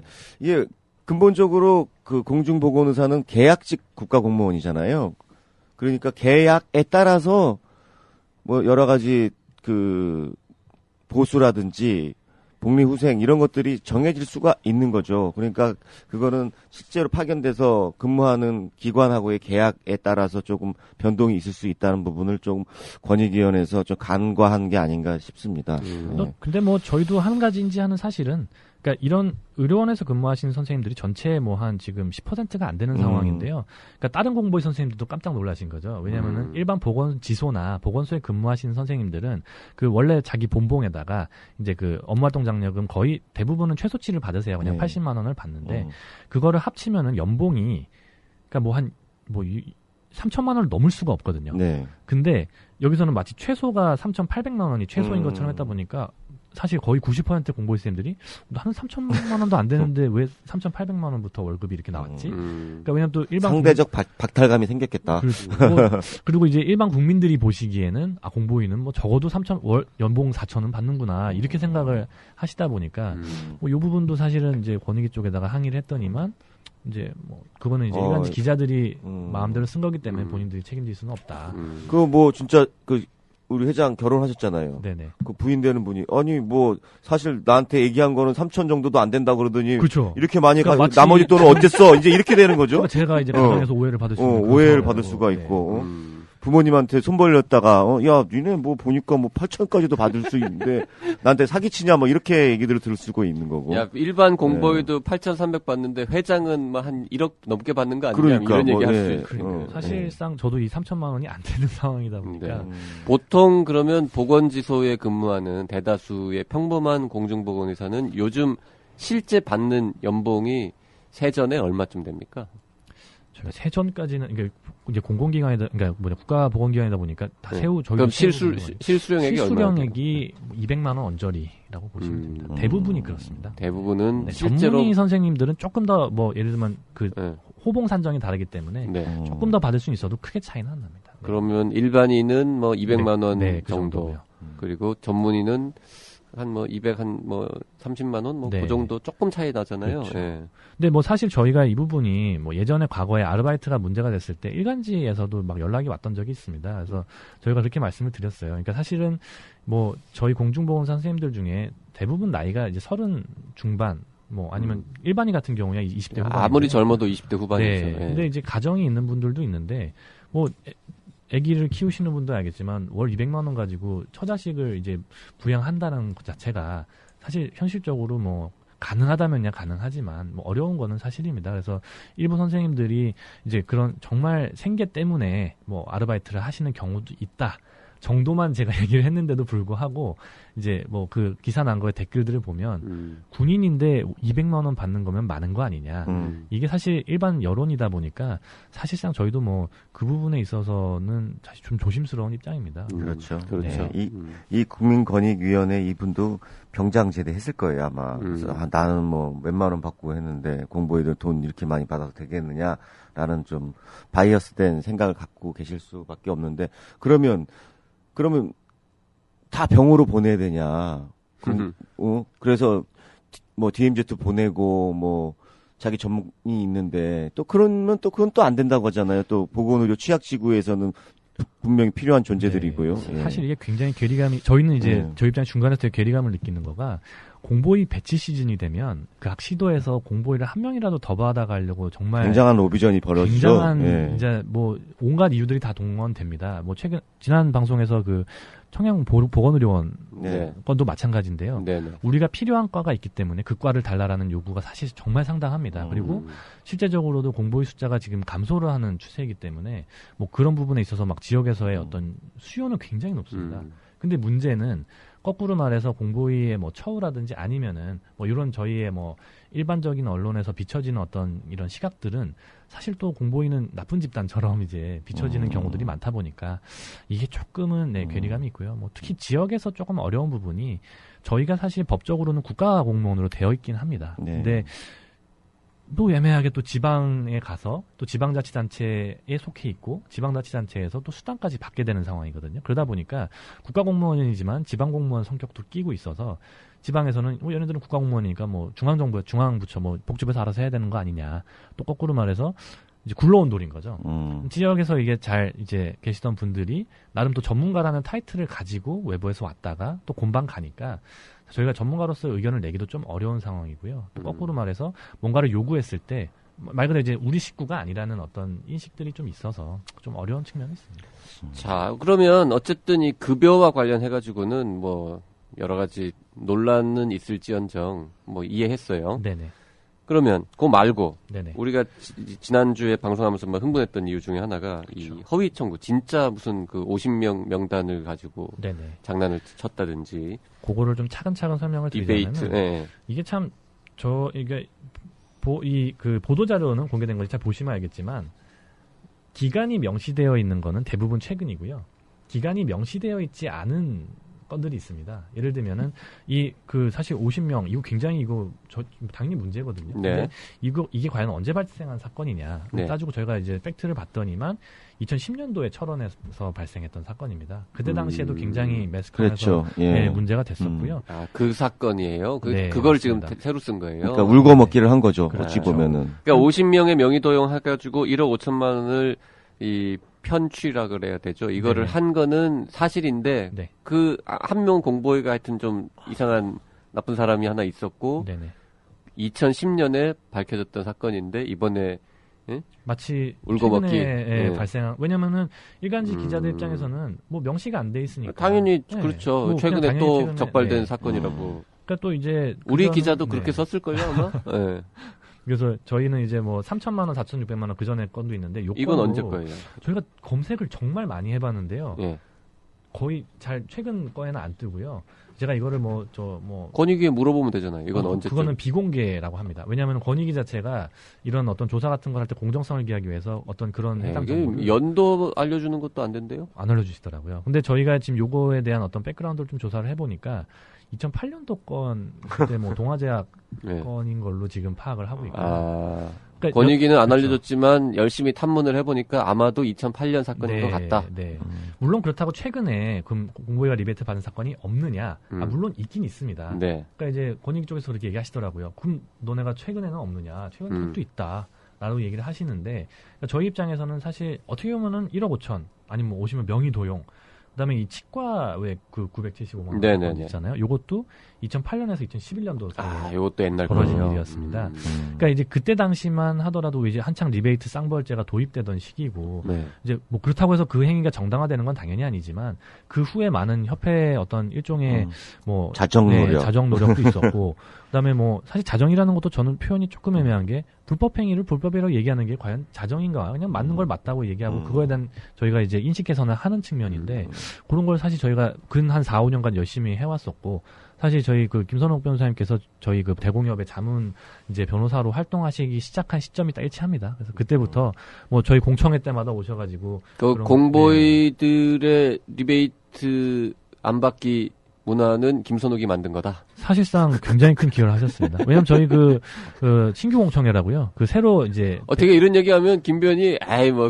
이거 뭐 이렇게 약간 겸양을 떨어야 되는데 그냥 가만히 있어. 껴들을 거를 갖다가 아니 지금 뭐 보고 저희는 있는데. 팩트만 네. 말씀을 드리는 거고요. 덕분에 네. 저희는 사건은 많이 줄었어요. 저런. 예, 사실 괜히 이해관계가 오지랖 넓은 계신데. 행동하는 바람에 사람들이 주의를 해서 안 해가지고 네. 사건은 줄었어요. 안타깝네요. 네. 그러니까 이게 일종의 시간적 연좌제잖아요. 맞습니다. 지금 문제가 된 것도 아닌데 과거의 선배 공보이들 때문에 현재 공보이들이 욕을 먹고 있는 건데 이건 울고 먹기식 보도 이거는 좀 자제를 해야 되고 또 그런 식이면은 매년 뭐 한 달에 한 번씩도 발표할 수 그렇죠. 있잖아요. 예, 뭐 예. 시점 안 밝히고 이렇게 얘기하면. 예. 그러다 보니까 사실 이게 좀 문제가 뭐냐면은 저희가 항상 그 얘기를 합니다. 뭐 데이터를 과연 바라볼 때 그러니까 통계적으로 얼마나 유의한 데이터냐라는 거를 봐야 되는데 이제 저희가 공보위 관련된 기사들을 보면 쏙 빠져있는 내용이 한 가지가 있습니다. 이게 공보위 전체 숫자인데요. 네. 이제 저희 공보위가 뭐 전체 4,000명 정도 되고요. 네. 의과만 따지더라도 2,400명인데 지금 최근 3년간 이제 뭐 아르바이트로 적발돼서 처분이 나간 건수가 45건입니다. 3년간 네. 그러니까 1년에 한 뭐 15건 네, 1년에 15건 정도 된다고 보시면 되고요. 음. 근데 그 해에 한 해에 1, 2, 3년 차가 동시에 근무하는 인원이 2,400명이고 심지어 3년 전에는 거의 3,000명에 육박했습니다. 네. 그러니까 과연 3,000명 중에 15명이 음. 그냥 일반 공무원들이 뭐 범법 뭐 사례가 발견되는 부분과 과연 그보다 높은 비율일 것인가에 네. 대해서는 조금 뭐 그러니까 이게 공보위라서라기보다는 어느 집단이더라도 숫자가 많다 보면 불법 사례는 뭐 당연히 그렇죠. 발생을 하잖아요. 네. 그 일반적인 비율하고 동의를 하는데 뭐 과연 그게 공보위라서 더 많은 것인가 적을 것인가에 대한 부분은 객관적으로 제시를 안 하고요. 보도자료에서는 보통 딱 그 개별 사례만 제시를 합니다. 요번에도 뭐 보면은 A, B, C, D 해서 쭉 개별 사례가 나왔다 보니까 저희 입장에선 조금은 섭섭한 측면이 없지 자, 않죠. 네. 15건 리베이트 수수가요? 이건 아르바이트. 아르바이트. 불법 아르바이트. 불법 아르바이트. 네. 리베이트 건 수수로 적발된 건수는 얼마나 돼요? 그거는 저희도 사실 파악 못했는데요. 보통 이제 요런 자료들을 이제 국회의원분들께서 네. 보도자료로 보통 발표를 많이 하시는데, 네. 그러니까 뭐 올해 같은 경우에 6월 달쯤에 이제 또 한 분이 이제 공보위 적발 건수가 작년에 비해 올해 2배가 늘었다. 네. 그게 3건에서 6건으로 늘었다고 했거든요. 건에서 6건. 그러니까 저희 사실 의료계에 있는 기자분들이 저한테 전화를 하셔서 오히려 거꾸로 네. 좀 약간 격앙된 모습 얘기하시는 게, 이거 회장님 이거 좀 강력하게 항의해야 되는 거 아니냐.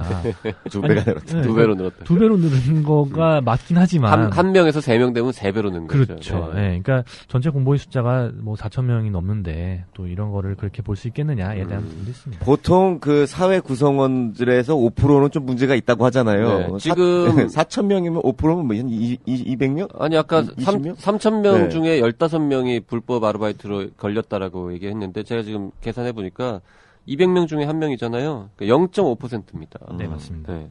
원래 우리 진짜 김변 말했듯이 어느 집단이나 5%의 불량품은 있다. 얘기하는데 공중보험회사들은 불량률이 적은 거잖아요. 오히려 0.5%면. 그렇게 볼 수도 있는데요. 물론 이게 적발 건수기 때문에 뭐 예를 들어서 그거를 그러면 네. 10배 실제는 10배 더 있다. 적발 건수보다 라고 쳐도 5%라는 거죠. 네, 그렇죠. 그러니까 저희도 사실 그러니까 이게 참 애매합니다. 뭐 그렇다고 저희가 무슨 설문조사를 해서 뭐 알바 하십니까라고 해가지고 몇 %가 알바하고 이런 조사 자체 하는 거가 애초에 너무 말이 안 되는 일이 있고 또 실제로 저희가 볼 수 있는 건 적발 건수를 보는 건데요. 그러니까 좀 그렇게 봤을 때 과연 이게 그런가. 또 저희가 어쨌든 여러 가지 걸쳐 있습니다. 뭐 사회적인 어떤 의사 집단에 대한 어떤 시선 그리고 군 대체복무에 대한 시선 이런 거 여러 가지가 좀 겹치다 보니까 좀 저희가 좀 그런 위치적으로 좀 안 좋은 부분이 있습니다. 의사와 관련된 뉴스 뭐 어떤 사건에 대해서는 국민들이 일단 좀 또 나쁜 이 의사들이 말이야 이러고 쳐다보는 게 있고 그 다음에 군 대체복무, 네. 병역 비리 뭐 요런 거 관련되면 또 막 열심히 들여다보는데 그렇죠. 그 교집합인 거죠. 공보위는 두 개 다 걸려 있으니까 네. 특히 국민들이 뭔가 이렇게 욕할 수 있는 여지는 많은 거죠. 예, 조금만 그래서 잘못해도. 그 공보위들이 상당히 조심을 많이 하는데도 불구하고 자체적으로 조심을 하는데 또 국민권익위원회에서는 또 이렇게 가끔 벙 터트리면 속이 좀 상하실 것 같습니다. 네. 네. 그러게요. 네. 우리 뭐 어쨌든 오늘 이 꼭 해야 되는 얘기는 대충 한 것 같은데 딴 거 뭐 오랜만에 어렵게 나왔는데 사실 뭐 저희가 이제 그 두 가지 정도 더 생각을 이 사건과 연결해서 좀 이제 말씀드리고 싶은 게 있는데요. 그 지난번 방송이었죠. 그래서 연천군에서 뭐 불친절 예방 접종하다가 불친절한 공중보건의사에 대한 뭐 처분 네. 관련해서도 방송이 나간 걸로 알고 있는데요.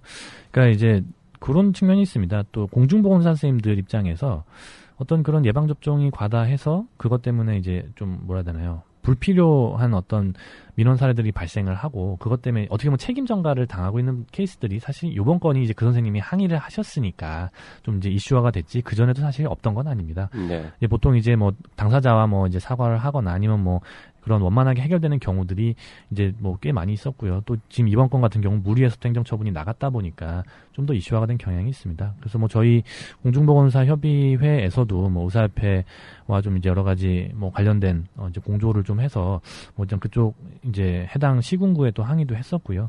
또 더 나아가서 저희가 이제 질병관리본부 예방접종관리과하고도 이제 미팅을 좀 가졌습니다. 그래서 이제 이게 뭐 단순히 한 사람이 친절했다 안 했다 아니면 뭐 접종량이 많다 적다를 떠나서 이 접종에 대한 어떤 시스템적인 접근에 있어서 저희 공중보건 의사들도 좀 의견을 개진할 수 있는 좀 창을 열어달라라는 이제 말씀을 드렸고요. 뭐 질병관리본부 쪽에서도 이제 그런 채널을 좀 이제 공식화해서 만들자라고 해서 저희가 이제 뭐 2월달에 임기가 바뀝니다. 그래서 이제 바뀌는 이제 새로운 집행부가 들어서면은 같이 한번 이제 회의를 해서 이제 실제적으로 예방 접종에서 예진 뭐 하루에 막 800건에서 뭐 1,500건까지 이제 한다고 하는 공중보건 의사들의 좀 의견도 반영을 하고 또 사실 이제 내년도부터 이제 독감 예방 접종 같은 경우에도 이제 바우처 제도가 이제 시행이 된다는 어떤 좀 이야기가 있고 또 그게 이제 지금 소아 예방 접종처럼 이제 어느 곳을 가나 가격이 동일하게 된다면 지금 현재의 어떤 이렇게 보건기관으로 몰리는 것이 좀 분산되지 않겠느냐라는 어떤 뭐 이제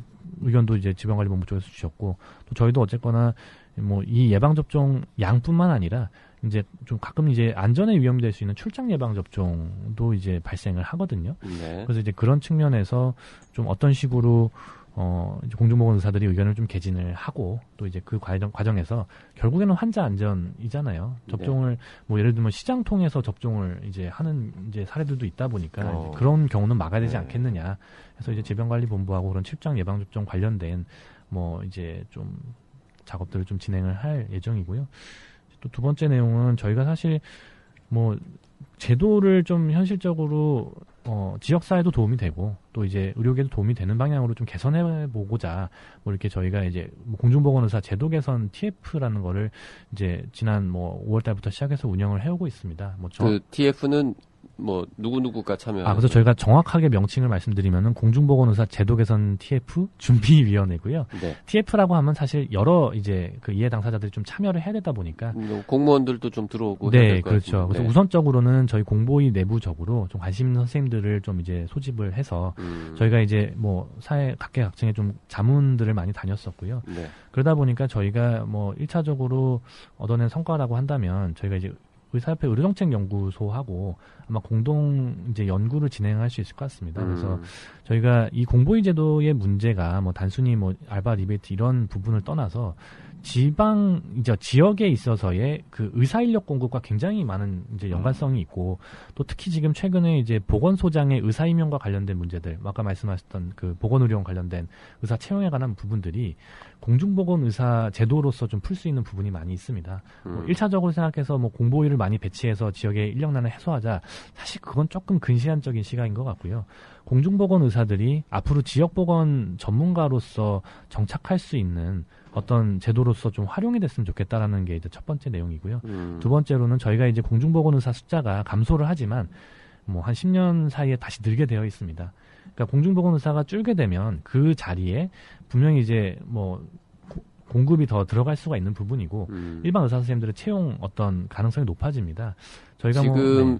줄고 있는데 좀 이따 다시 늘어난다는 네네. 거는 저 의학전문대학원 제도가 폐지되면서. 생겼다가 다시 네. 없어진 거의 영향인 거죠, 네네. 지금. 네. 근데 문제는 어쨌거나 의학전문대학원생들이 전문의로 나오는 시점이 중요한 게요. 네. 저희 공보이들이 사실 60%가 전문의 선생님들이십니다. 네. 그러다 보니까 이제 그 의학전문대학원을 마지막으로 들어간 세대가 전문의를 따고 나오는 시점이 돼야 네.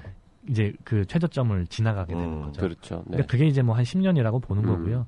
사실 저희가 뭐 10년 후의 일인데 뭐 지금 얘기해서 뭐 하냐라고는 하지만 그러니까 저희도 지금 임기가 짧습니다. 뭐 1년 집행부다 보니까 저희가 일단 스타트를 끊고 이제 뭐 의료정책연구소나 이런 이제 펀딩을 좀 하실 수 있는 기관들을 통해서 좀 요 사업들을 뭐 다음 때 다다음 때 진행을 해서요. 그래요. 네. 뭐 그렇게 저희가 좀 제도 개선에도 좀 힘쓰고 있다는 점을 저희가 아까 10대 네. 뉴스 할 때도 잠깐 얘기했지만 그 북한 변수도 있어요, 사실. 맞습니다. 네. 네. 공중보건의사 제도가 앞으로 가장 그러니까 공보의 제도가 만날 수 있는 직면할 수 있는 가장 큰 이벤트는 아마 북한 변수일 것 같은데 제가 농담처럼 얘기하지만 만약에 뭐 통일이 되거나 뭐 이렇게 되면은 지금 현재 공보의들은 거의 전원 다 북한 지역으로 배치되지 않을까 뭐 그런 사실 저희도 농담 반 전담 반 예, 얘기도 그 하는데 생각을 안 네. 했던 게 아닌 게 이제 저희가 공보위가 줄었을 때는 오히려 문제가 간단합니다. 보건기관 위주로 배치를 하면 되는데요. 그렇죠. 문제는 공보위가 다시 늘었을 때입니다. 네. 과거처럼 뭐 민간병원으로 많이 배치가 되면은 그러니까 지역의 의사 공급 체계를 아예 망가뜨리는 그렇죠. 효과가 있다 보니까 그럼 통일이 만약 된다고 하면 북한으로 갈 수 있을 것인가 네. 라는 점을 생각을 좀 해봤었는데요.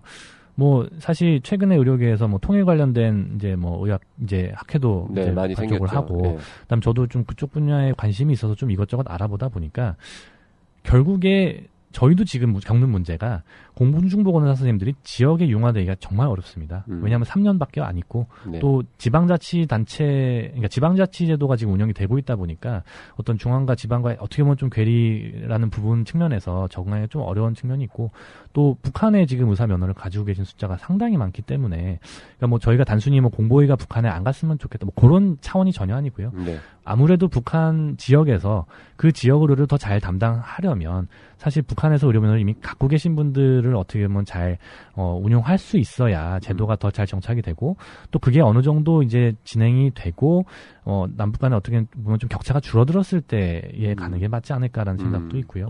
뭐 가는 네. 방법은 여러 가지가 맞습니다. 있죠. 네. 보건지소 같은 곳에 가서 직접 혼자 뭐 들어가는 경우도 있겠지만 더 효율적인 거는 우리가 아무래도 병원을 지어야 되지 않겠습니까? 맞습니다. 네. 네. 최소한 우리나라 지역에 있는 보건의료원 정도 차원의 병원들이라도 지으면 북한에서는 아마도 그 일대에서는 제일 좋은 병원이 될 거기 때문에 그런 곳에 가서 전문의들을 좀 일을 시킨다든지 뭐 이런 것들은 글쎄요, 뭐 너무 성급한 예측이긴 합니다만 필요하지 않을까 근데 뭐 생각이 저희도 되고요. 사실 네. 그 부분은 생각을 안 하는 게 아니라 뭐 공보위가 많아졌을 때 어떤 식으로 활용할 수 있을 것인가에 대한 부분에 있어서는 뭐 가능한 충분한 여러 옵션 중에 하나로 뭐 이미 어느 정도 얘기는 그렇죠. 되어 있습니다. 공보회가 점점 더 많이 늘어나면은 복무기간을 줄이면 되지 않냐 이런 얘기도 우리 한 10여 년 전에는 했었는데 요즘 이제 줄어가지고 그 얘기는 안 합니다만은. 네. 네. 안 불렀으면 큰일 날 뻔했는데 오늘. 그러게요. 예. 뭐 거의 오늘 뭐 이렇게 메인 게스트인데 지금 무슨 막 이야. 울고 싶었는데 뭐 저희가 네. 뺨을 때려준 격이었습니다. 그러니까요. 예. 하여튼 우리를 너무 비난하지 않고 자기 하고 싶은 얘기만 이렇게 차분하게 그러니까요. 해준 방송 잘하는데 자주 불러야겠는데. 예. 그리고 저희 이 히구라의 열혈 또 애청자이기도 합니다. 그러게요. 그런 것 같더라고요. 공보이들만 다 들어도 우리 순위가 올라갈 텐데 대공협 차원에서 좀 히포크라테스 듣기 캠페인 뭐 이런 거 좀. 아니 뭐 저희 당연히 저희 고문 변호사님께서 나오시는데 저희 뭐 협회에서 당연히 관련해 송보를 할 거고요. 뭐 저도 처음에는 뭐 제가 아는 형님이 이제 나오신다 그러니까 재밌겠다 해서 들기 시작했다가 컨텐츠가 좋아서 계속 듣고 있습니다. 아이고 우리 또 칭찬까지. 우리 아니 진짜로 나온 김에 우리 뭐 회사에서 뭐 이렇게 공보이들이 읽을 만한 좋은 책들 같은 거 이렇게 나오고 이러면 공보이들만 대상으로 하는 뭐 댓글 이벤트라든지 뭐 그런 거 한번 해가지고. 네, 저는 굉장히 좋습니다. 네. 사실 이 공보이들이 그래도 이 시간이 많지 않습니까? 누가 뭐라고 해도. 그리고 출퇴근 거리도 긴 경우들이 많고 운전하면서 출퇴근길에 듣기에 딱 좋은 방송. 그리고 사실 이제 저도 공보이 관련 내용을 더 넣자고 우리 송 PD 앞으로. 그리고 공보이를 막 때려 조져 그러면 자꾸 듣게 되잖아요. 아니 지역에 각 지역의 모범 공보이들 막 전화 연결하고 막 미담 발굴 이런 것도 좀 하고 말이야. 네. 그 공보이 아닌 분들이 안 들으실라나 그러면? 저희 공보이 선생님들이 그러니까 네. 의사로 살아가는 기간 중에 네. 사실 제일 어떻게 보면은 물론 이제 지역에서 뭐 고생하시는 분들도 꽤 있지만 그래도 퇴근하고 나서부터는 그치, 시간이 좀 제일 있습니다. 한가한 네. 시절이죠. 그러다 보니까 의료 이슈에 생각보다 관심들을 많이 가지시는데 네. 문제는 이제 뭐 저희가 이런 걸 접할 수 있는 어떤 매체라는 거가 사실 그러니까 알려주지 않으면 모르니까요. 네. 뭐 저희도 그래서 여러 측면에서 이렇게 뭐 히구라도 소개하고 또 요즘 뭐 저희 개념으로도 좀 읽으라 그래요. 저도 개념으로를 직접 사서 봤었는데요. 저번에 그 관련해서 저희 그 협회 학술대회 때 학술대회 때 저희 박재영 편집주관께서 오셨습니다. 네. 그래서 그때 홍보 많이 하시고 예, 근데 저도 뭐 사람이 좀 별로 없더라고 그때 특강하러 네. 갔는데. 개인적으로 홍보 많이 하고 있습니다. 네. 네.